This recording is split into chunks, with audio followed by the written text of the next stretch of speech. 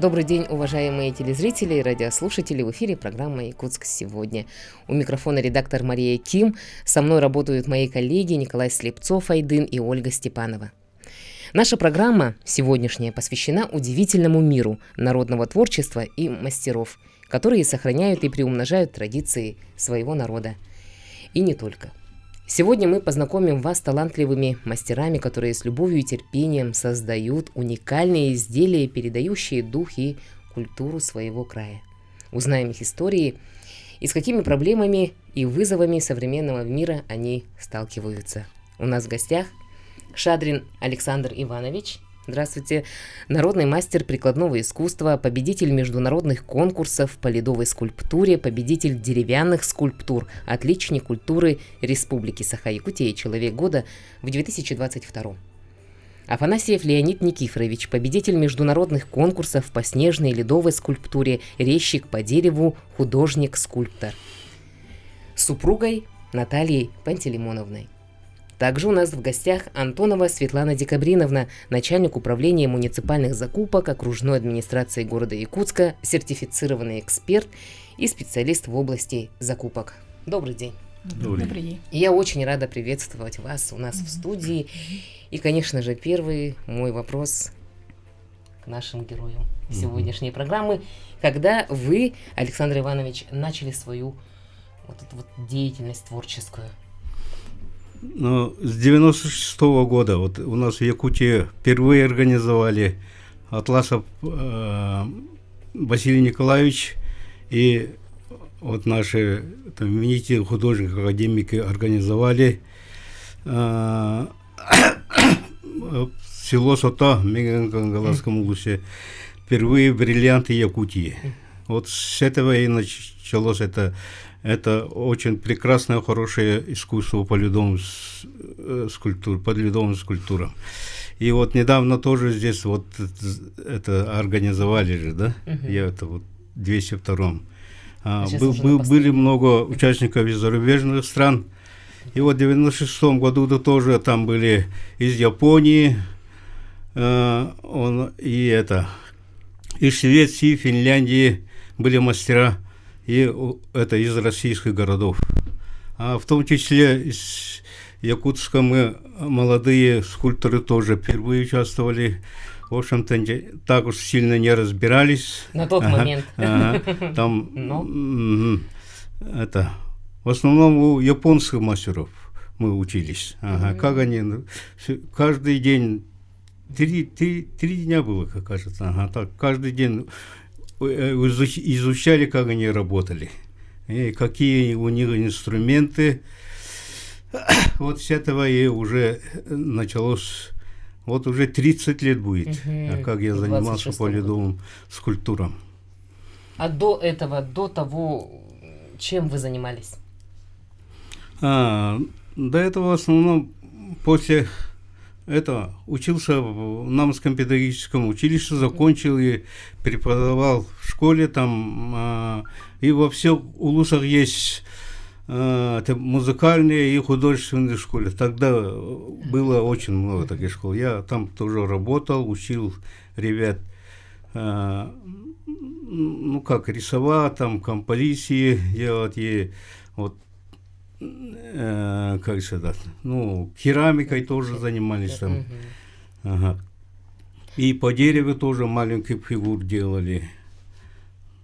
Ну, в основном я занимаюсь декоративно-прикладным искусством. Ну, вот по дереву там делаю такие посуды. Даже из льда делаю посуды. Ну, заказывает, интересно.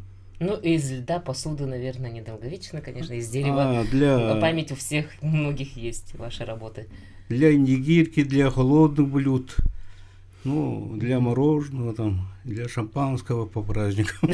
Ну, оригинальная подача. Оригинальная. Но вы для себя больше всего лед или дерево выбираете?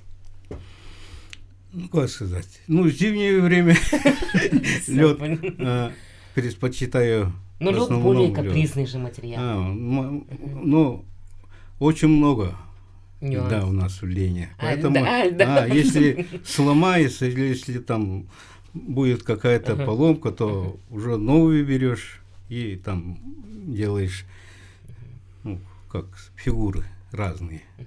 И если научишься, и если чувствуешь, то очень мягко режется. Очень мягко. Даже не ломается. Очень сложно представить мне просто, да, человеку, который просто видит красивые ледовые скульптуры. Надо чувствовать только. Вот, хорошие слова. Надо чувствовать. Ну, это во всем, наверное, надо чувствовать. И то, чем ты занимаешься. Ну, материалы-то разные. Гранит, дерево, мрамор, мамонтовая кость. Они совсем бриллианты. Они совсем разные. Вот. Надо только учиться чувствовать и пользоваться, ну, хорошими передовыми инструментами. Хорошо. Спасибо большое. Леонид Никифорович, к вам вопрос. В каком году вы начали свою творческую деятельность? И с чего вы начали?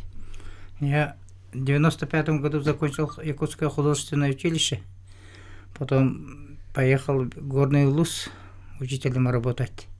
И я там впервые ваял вот ледовые скульптуры. В 95-м, по-моему. У вас практически одинаковый стаж работы. И вот отсюда началась вот эта традиция у меня. По льду работать. Это интересный материал, очень притягивает человека очень. И каждый год с тех пор? Каждый год, ага. Вот скучаешь летом. Летом скучаешь? Да, когда будет, ну, замерзает лед. Как лед замерзнет, и мы сразу приступаем к работе. Ну да, красивые работы. Потом это вы же для нас делаете.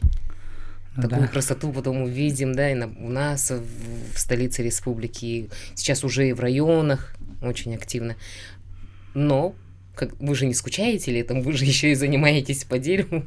Ну, летом, да, в основном строительством занимаемся. Строительством в Исыгах в основном мы работаем. Ураса, балаганы, вот так делаем. Вот сейчас ваши работы прекрасные выставляются у нас на экране. Это вот как раз, да, подготовки к национальному празднику Игэх. И вот ваши работы такие волшебные. Это ж вот... Анна Лахчан. Анна Лахчан. Это баяны. Это балаган.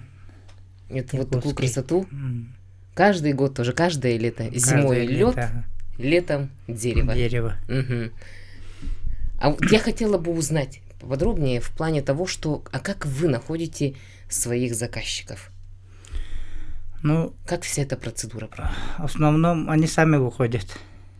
Я неправильно поставила. Как вас находят ваши заказчики? Ну, они, как вот, например, ИСЭХ начинается, и знают уже, давно уже работают, и друг друга знают, и слышат, и телефоны передают, наверное, и сами звонят, заказы дают. В отделе культуры это всех мастеров поименно знают, там, работники культуры. Они выходят и говорят, что есть там работа, участвуйте. Вот таким образом мы нас находят, мы находим их. Вы какую любимую технику применяете в своей работе, или это все разнообразно, каждый раз по-другому? Или уже есть свой такой почерк? Ну, почерк-то есть, конечно. У каждого художника свой почерк, поэтому знают, кто это, какой мастер делал вот эту работу. Так что у меня тоже свой почерк. Техника. Техника своя, секретная, конечно. Не каждый художник говорит свое это. Да, конечно. И мы в своем эскизе всегда что-то новое добавляем. И я вообще не люблю повторяться. Поэтому делаю каждый раз в конкурсах новые работы. В любых конкурсах. Или вот с эхой, когда работаем, там тоже новые. Не повторяюсь никогда. Я ни разу не помню, что я делал внутри тоже 10 раз. Это значит, вы за 30 практически лет, вы не одну Одинаковую работу нести. Ага, одинаковую работу Нет. не делаю. Ага. Уважительно тогда. Ну, все так, я думаю, все, Вот для все так Леонид работают. Никифорович, у Все вас мастера У так меня работают. тоже одинарная работа. Не повторяется тоже. Мгм. Вот. Вот в ледовых конкурсах никогда не повторяются вот мастера. Мгм. И Я вот эти вот- ни разу не заметил, что они делают тот же работу. Все новые работы делают. Вообще Я удивляет удивляюсь. просто. Мгм. Вот это надо запомнить, и, да, вот, и хорошо, вот сейчас наши телезрители это слышат, да, радиослушатели, что ни одной такой же работы у народных мастеров, у скульпторов нету. Вы какую технику применяете тоже, опять же, у меня этот вопрос. Какая-то есть, наверное, своя вот, Ну, у каждого мастера свой почерк, своя техника, вот ну, как работа. Александр Иванович Да. сказал. Ага. У каждого свой почерк. Но вы, наверное, все равно как-то передаете свой опыт своим ученикам, там, тем, кто приходит к вам за помощью. Покажите, вот в любом случае же очень, Ну да, вот показываем. кто учим. хочет пойти за вами. Я видела в ваших работах, Леонид Никифорович, вот эту вот прекрасную девушку с ромашками. Ага. Зрители, наверное, наши увидели, как они вот так вот вокруг, в окружении этой девушки. Вот эти вот идеи, они как к вам в голову приходят. Так необычно, так красиво. И где эту девушку я могу вживую увидеть? Эта работа стоит в городе Удачный. Это мне надо туда ехать. Ага. Вот комплекс делали для СХ. И там мы в этом году делали. Аналогче. И его дети Ирека-Дерека. Ай, мгм. Вот вы сидите и говорите, вот что не повторяется ни одна работа, а как идеи приходят? Вам нужно куда-то уединиться, или вам нужно, наоборот, посоветоваться? К вам этот вопрос тоже придет. Как вы вдохновляетесь? Чем вы вдохновляетесь? Ну, видимо, оттуда приходит. Сверху. Да. Ага. А вы советуете со своей женой, может, так сделаем, или вот это вообще все индивидуально? А я с ней вот показываю, рисую, как тебе нравится, не нравится. Если нравится, да, хорошо. А бывает, что не нравится? Нет, ну я сама по образованию культуролог. Я давно интересуюсь якутской культурой, традициями, обычаями. И вот этот момент мне очень помогает вот в работе супруга. Да, если у него возникают какие-то вопросы, и я вот сразу же нахожу ответы. Если я сама не знаю, то уже выхожу к специалистам, к нашим ученым. И поэтому наши работы, то есть работа моего супруга, это уже исконно вот древние якутские. С соблюдением Да, всех соблюдением, да, традиций. всех Как вам традиций. повезло. Ошибки точно не будет, да? Ага. Вот у нас телефонный звонок, наши дорогие гости. Давайте послушаем. Здравствуйте. Ага, вот так вот. Здравствуйте, Мария. Здравствуй. Здравствуйте. И Ага, участники я вот передач. слушаю. Я вот все время, каждой передаче, когда касается скульптуры, культуры, этноса и прочее, я вот говорю, что ледяные фигурки, конечно, хорошо, но солнышко вышло, и их нет. А я вот все время желаю, чтобы у нас был на национальном уровне сквер Бай-Баянаю. Это наша национальная традиция, это наш национальный уклон. Мы все якуты только начинали охотой и рыбалкой. Поэтому вот, ребят, хотел спросить, что-нибудь продвигается по этой части или нет? Сквер Бай-Баянай, чтобы люди пришли с оружием, помолились, попросили прощения, попросили удачи, вот так, чтобы и там маленький музейчик, то это вот, чтобы все там узнавали, чтобы все было по-якутски, по-нашему. Судя по реакции, Бай-Баянаю. у Леонида Что, Никифоровича ребята, есть это вопрос. скажут? Все-таки Очень хороший вопрос задали. Ага. Мгм. Это очень хороший вопрос. Ага, Сахар, Мгм. Надо Можно этой снять. теме поработать надо. У меня тоже мысли были такие, сквер Баяная делать. Мгм. Вот это тоже, люди, оказывается, тоже. Вот видите, Ну, значит, нужно ее да. уже реализовать в жизнь, Да, потому что... реализовать надо вот эту тему. Мгм. А где вы планируете этот сквер построить? Надо Ну, вблизи города Якутска надо, поближе к городу. Да. Якутску. Мгм. чтобы все охотники туда съездили и все. богословение взяли. Да. Вот так. Мгм. Ну, и опять же, с соблюдением всех наших Да. традиций, народа Саха. Ну, и вам поможет в этом, в реализации проекта. Так, как вы относитесь к современным технологиям в своей работе? Да, технологии надо, конечно, использовать надо, потому что без этого продвигаться вперед и это обогатить искусство, я думаю, невозможно. Поэтому новые всегда надо. Новые материалы, новые инструменты, новые технологии. Всегда надо, ну, к месту надо использовать. Мгм. Ну, вот в скульптуре или там, ну, наверное, скоро не из льда будут делать, а из стекла будут делать, я думаю. Вот. Литого Ага. такого, да? Ага, Объемного. скоро придет, ага, на 3D или... Ну, и есть такие технологии, но они на 3D очень маленькие такие делают. Вот я советовал вот скульпторам, заказывали свои работы на таких, ну пусть будет маленькая, да, но все равно это уже объемная работа, ну, конечно, не на стекле, а на пластмассе. Мгм. На Вот прозрачном. есть такая технология, прозрачный, вот.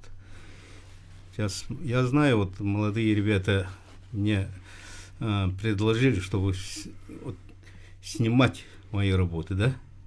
Ну, конечно, там оплата небольшая, и они это, ну, из этого выходит вот на 3D, скульптура скульптурой. Мгм. Ага. Ну, в будущем уже можно ее, да, по Да, объему. скоро. Мгм.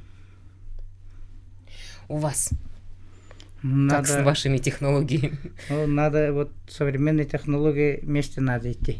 Ну, сейчас новые материалы, и вот с ними надо пользоваться вместе вот сейчас. В ногу со временем. Да. просто. Мгм.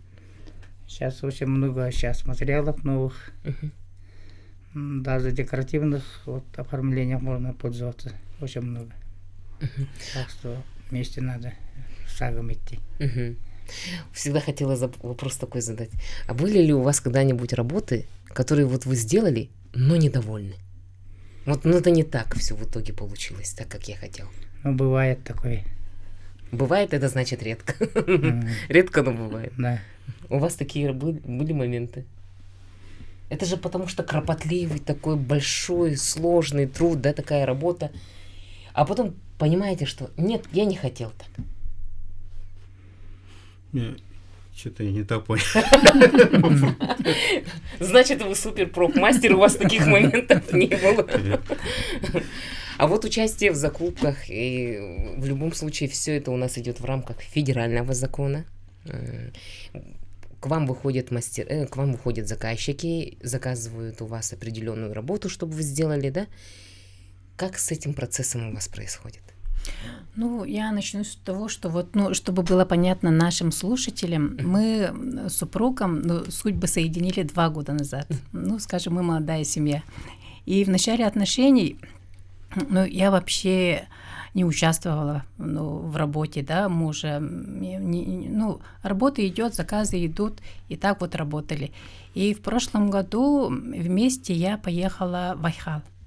И там вот эта авторская работа у него уже была готова, но так сложились обстоятельства, и мы на свой же авторский проект, мы стали субподрядами, нашу работу авторскую взяли вот какая-то московская организация. Да.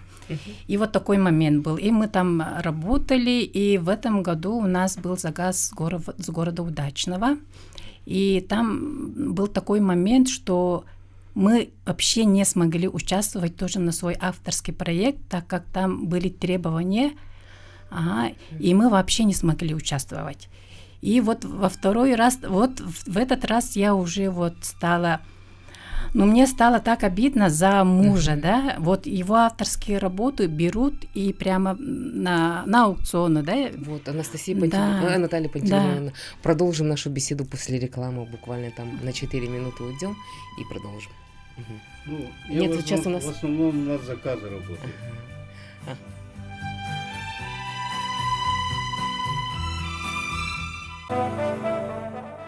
Еще раз добрый день, уважаемые телезрители, радиослушатели. Мы продолжаем нашу беседу. И вот, Наталья Пантелеймоновна, вы до ухода на рекламу рассказали о том, как проходит вот эта вот вся бюрократическая процедура и вот этот вот случай, когда вам стало обидно за своего супруга, что за него, его работу будут делать субподряд. Да, нет, вот да, другая организация, и мы как субподряд тоже вот второй год уже не хотели участвовать. Нам тоже вышли вообще из какого-то города другого. Ага, и мы сразу отказали. Леонид уже сразу отказал, что я не буду работать субподрядом. И я уже стала искать людей, которые грамотно нас бы вели, нас бы проконсультировали. И через знакомых мы вышли вот к Светлане Декабриновне. И только благодаря ей мы вот взяли работу, которую вот летом делали в городе Удачном. Там полностью вот местность проведения цеха, там вот есть и Анна Ловчан, да, и сцены, да. И там полностью вот работали, я там тоже вместе с мужем была. А вот и более-менее картина стала уже ясна, как действовать, куда идти, какие документы нужно собирать. Мы вообще не знаем, мы, оказывается, вообще не знали. И даже вот со стороны администрации тоже это очень, такой вопрос. Не знаю, очень много людей вообще не знают даже вот именно как вести авторские работы. Как вообще грамотно, да. Потому что сейчас все идет по требованию федерального закона. Да, и через аукцион, да, все это идет. И вот. Ну вот, так вы познакомились со Светланой Декабриновной. Да. Сейчас человек, Светлана Декабриновна, с большим опытом расскажет нам. Наверное, сначала не поняли, причем тут Светлана Декабриновна у мастеров декоративно-прикладного искусства, но тем не менее, да, это очень больной вопрос, очень такой болезненный для всех мастеров, для людей творческих. Вот я сколько работаю в закупках, всегда было очень много таких обращающихся, которые хотели, продать свою работу в любую бюджетную организацию. То есть они не знали, как это сделать. А поскольку специалисты по закупкам и руководители организации тоже особенно не владели 44-м, то они объявляли аукционы. И вот на такой аукцион, например, вот в этом году попались супруги Афанасьевы. И пришли, когда они мне рассказали, теперь уже мне стало обидно за них. Мне действительно стало обидно, потому что я очень ценю декоративно-прикладное искусство. Это вот вообще авторскую работу наших мастеров народных, да. Это такой труд, это такая, в общем, не описать словами.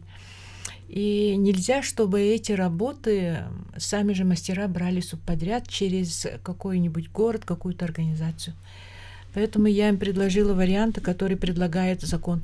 Но закон в данном случае, он может предложить много. Просто вот того, что люди должны знать, просто они не знают.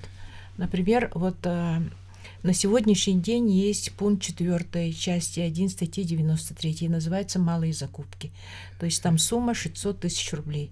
Можно на 600 тысяч рублей любое изделие, на любое изделие, на изготовление, на поставку заключить договор по малым закупкам.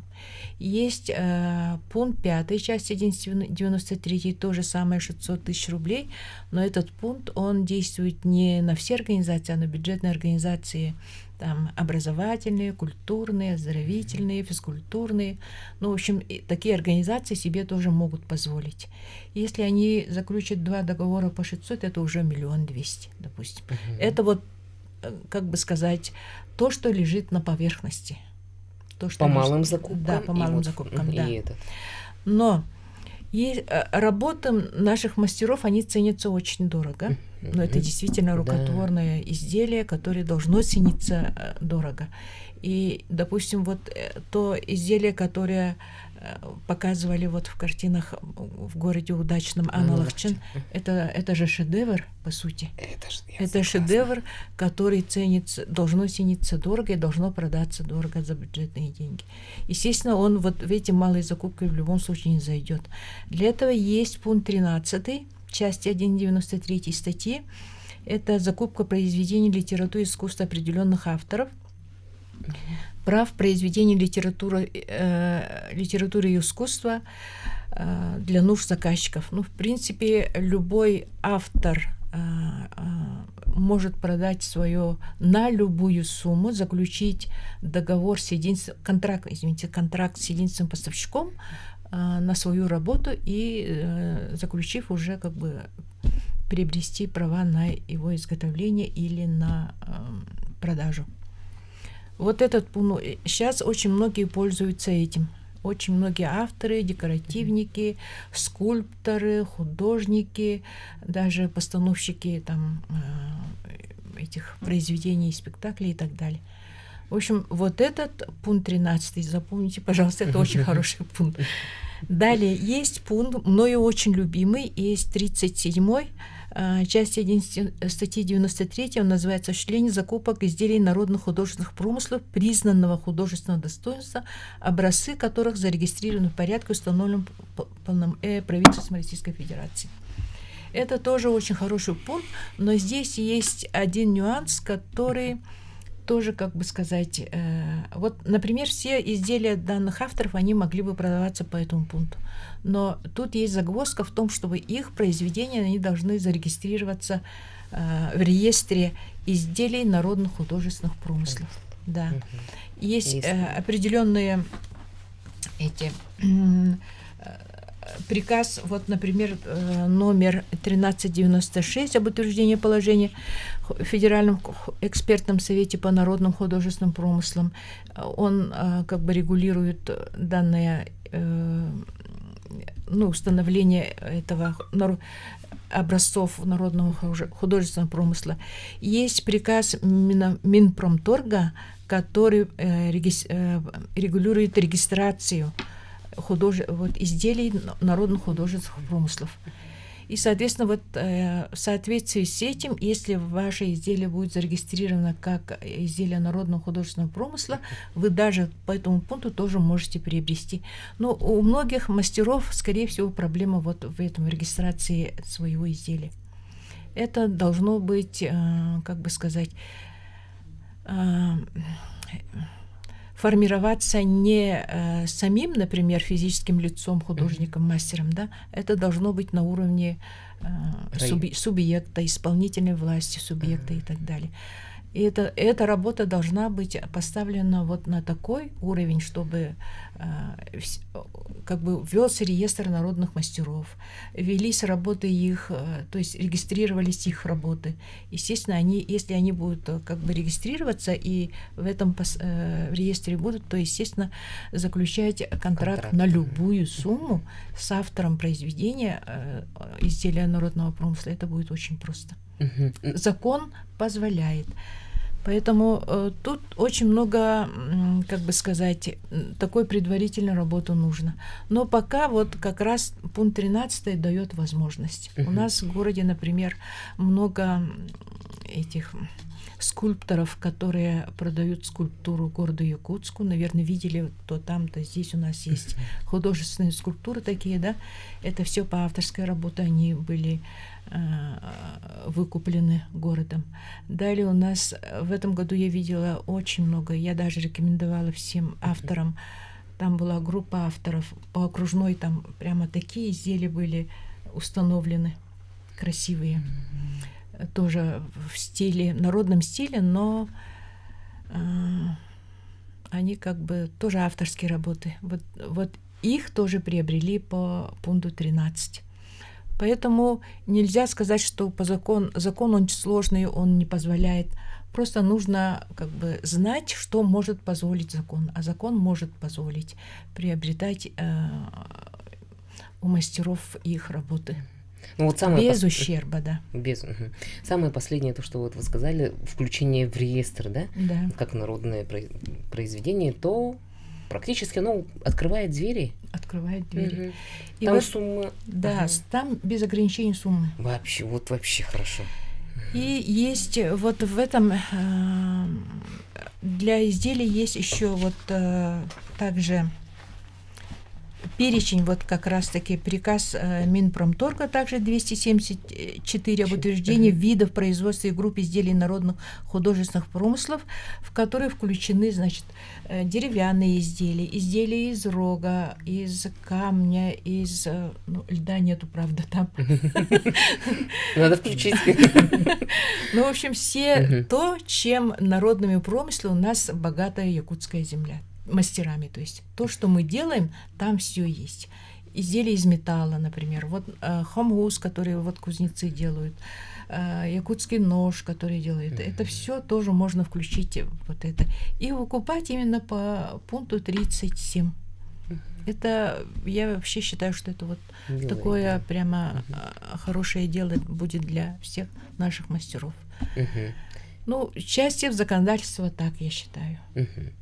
Но пока, наверное, опять же, малые закупки в основном, да? Да. Более актуальны. Ну, если сумма позволяет, там, сумма. 600 тысяч, но я повторю, что... Работы. Да, там работы дорогие, да. шикарные, это авторские работы, поэтому они дорого ценятся. А какой пакет документов они, опять же, должны предоставить вам? Так, во-первых, пакет документов. Что для этого нужно сделать, да? Для этого нужно сделать, во-первых, установление авторства. Авторство устанавливается в соответствии со статьей 1255 Гражданского кодекса, то есть авторские права, свидетельство о депонировании произведения или заключение экспертного союза художников, скульпторов, декоративно-прикладных мастеров. Ну, в общем, у нас очень много экспертных советов. И автору для того, чтобы установить свое авторство, он должен получить, ну, возможно, заключение от них. Я видела много таких заключений экспертного совета. Или есть такое свидетельство о депонировании авторского права. Сейчас есть у нас в Российской Федерации такие организации, которые выдают такие свидетельства. Это тоже установление авторства. Вот установили авторство, дальше идем образование цены, то есть ценообразование. Когда в закупках мы делаем, то есть когда заказчик делает закупку, он сначала обосновывает начальную максимальную цену, то есть за какую цену. И вот как раз мне очень нравится, что у нас, значит, вот федеральная есть методика определения стоимости создания произведений изобразительного искусства на территории Российской Федерации. То есть МДС 81-42-2008. То есть по этой методике сымитируется то, что создал автор. Это очень хорошо. Это не рыночные там конкурентные цены, это не, например, не запрос коммерческих или что-то, да. В общем, совершенно иной метод сметы. Он более достоверный, он обоснованный, поэтому как раз-таки у вас, по-моему, тоже было на это смета, да? Или... Да, смета. Да. Вот как раз я предложила вот эту методику, они, значит, сметировали, и заказчик, значит, уже как бы правильно обосновал свою цену. Далее, значит, что им еще нужно? Дизайн, проект с предложением заказчика, если он предлагает свою работу, да, в виде коммерческого, ну, не коммерческое предложение, а вообще предложение. То есть он показывает работу, какие у него есть работы, предлагает заказчику, заказчик рассматривает, соглашается и с обоснованием цены уже заключает контракт. Именно по тому пункту, по которому как бы считает нужным или пункт 4, или пункт 5, или пункт 13, или пункт 37, если есть реестр. Ну и исполнение контракта. Вот как раз вот это все эти вехи, они были вживую вот как раз показаны вот у Читы Афанасьевых, когда они сделали вот изделие, с которым, скорее всего, ознакомились зрители, да? Это уникальная работа. Да. Я просто... Надо в Удачный ехать, чтобы только посмотреть на эту девочку с ромашками. Честное слово, я съезжу и посмотрю обязательно. Вот, ну, наверное, так. Ну, спасибо вам большое. Вот многие же не знают, и многие не в курсе, как идти, куда идти, да, вот. Буквально, Наталья Пантелеймоновна, вы даже сами, слава богу, вы встретили Светлану Декабриновну на своем пути, и она практически упростила вам, не скажу, что жизнь, но работу, как, куда идти, какие заказы, что, как это все правильно оформить, чтобы потом уже Да. не было никаких вопросов, да? Все пошагово, да, она Мгм. все объяснила. Мы же вообще ничего не знали. Но Светлана Декабревна уникальный человек вообще. Да. Про- теперь будем, значит. А теперь будем. Александр Иванович знает уже, куда идти. Да. Это все опыт. Это все Да. опыт. Это не только опыт, это, наверное, где-то сопереживание, допустим, да, сопереживание к тем проблемам, которые возникают у поставщиков, подрядчиков, у заказчиков. У заказчиков, тем не менее, очень много проблем вот с этим тоже. Тоже от незнания законодательства. Наверное, да, поэтому стараюсь помочь всем, кто обращается в этом деле. Ну, сейчас, наверное, пойдет к вам. Люди к вам пойдут. Ну да, действительно, столько, да, вот можно я посмотрю? Да. Малые закупки, ну, они самые простые, да, в рамках там 600 тысяч. Ну, Да. вот этот вот пункт 5, часть 1, Да, Мгм. это есть определенные миллион, уже организации. 200. Да, определенные организации могут себе позволить. Мгм. Но самое главное то, что если вот в реестр включат Мгм. произведение, и тогда все дороги на любые суммы открыты. Ваша работа должна цениться по факту, да, такие работы уникальные. Я просто сегодня фотографирую, ну, и народные мастера же, они у нас всегда в почете, уважении. И сейчас провести вот такой ликбез и такую беседу и объяснить, да, что есть пути, есть выходы в любой ситуации, принять участие через госзакупки, пройти через эти торги, что это, как это все правильно сделать. Мгм. У Леонида Никифоровича буквально до начала программы вы сказали, что у вас еще статуса народного мастера нету. Да. Вам же нужно, наверное, уже пора, время пришло. А можно вот в этом ему как-то помочь? Я не знаю, Александр, мой старший брат, уже надо вам... Ну, много выставиться надо. Но в следующем году я хочу персональную выставку сделать. Свою. Мгм. Вы меня пригласите, пожалуйста. Я обязательно Обязательно. приду. Я сам живописец. Живописью занимаюсь, но в основном вот по дереву и зимой вот по ледовой скульптуре Мгм. работаю. А у вас есть, Александр Иванович, планы? Организовать что-то свое уже? Вы народный Это мастер? в 25 году, этого январе, у меня будет 70 лет будет. Вам 70 Да, лет? 70 лет. К этому дату я тоже готовлю, ну, там, в Намском Улусе. У нас тоже есть там музей в Намском Улусе. Вот они выходили мне и сказали, что готовился к 70-летию. Отчет, типа отчета. Мгм. Не поверю. Выставку организуйте. Спасибо вам большое за то, что вы пришли к нам сегодня, рассказали про свою работу, про свое творчество. И Светлане Декабревне огромное спасибо за то, что вы провели такой вот мастер-класс по тому, как правильно пройти все шаги. До новых встреч, до свидания.